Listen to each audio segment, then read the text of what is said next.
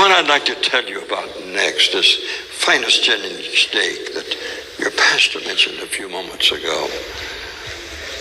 In 1939, I came back from around the world, came back from Adolf Hitler's Germany and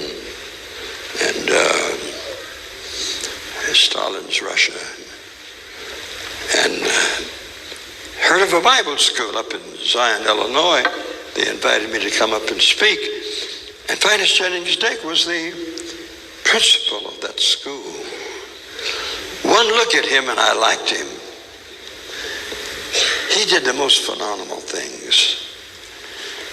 He challenged the whole city of Zion and said, I will sit in the window of one of the great department stores downtown, and I will quote to you the entire New Testament. Nobody believed it, but he sat in that window and quoted the entire New Testament by memory. There was a Bible there, but it was on his knee. He never did open it at all. He preached for us in South Bend. We were real close together. He'd come up and preach for us at least twice a year. One night he got up and says, I want to quote to you the book of Revelation. Open your Bibles. And he quoted that entire book of Revelation and grinned at us in the middle of it and says, would you like the punctuation also? I know that too. And we said, no, just the word is enough. He spent more than 100,000 hours in putting together the Dake Bible. I imagine your bookstore here has Dake Bibles for sale. He's got enough sermons on the sides of that to keep anybody going for the next 40 years. I never met anyone so prolific as Finis Dake.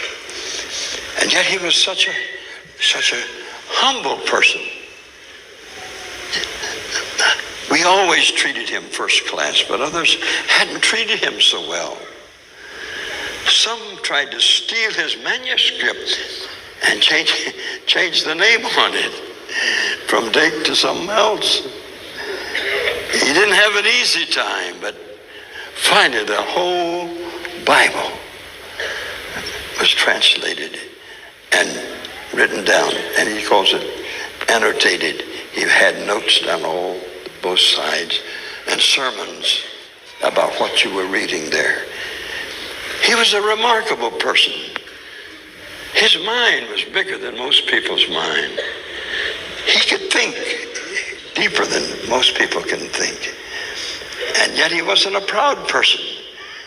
He was such a wonderful person. And I don't know how to give him to you, except to say just a little bit about him, and like this, because he's going to be with the Lord now.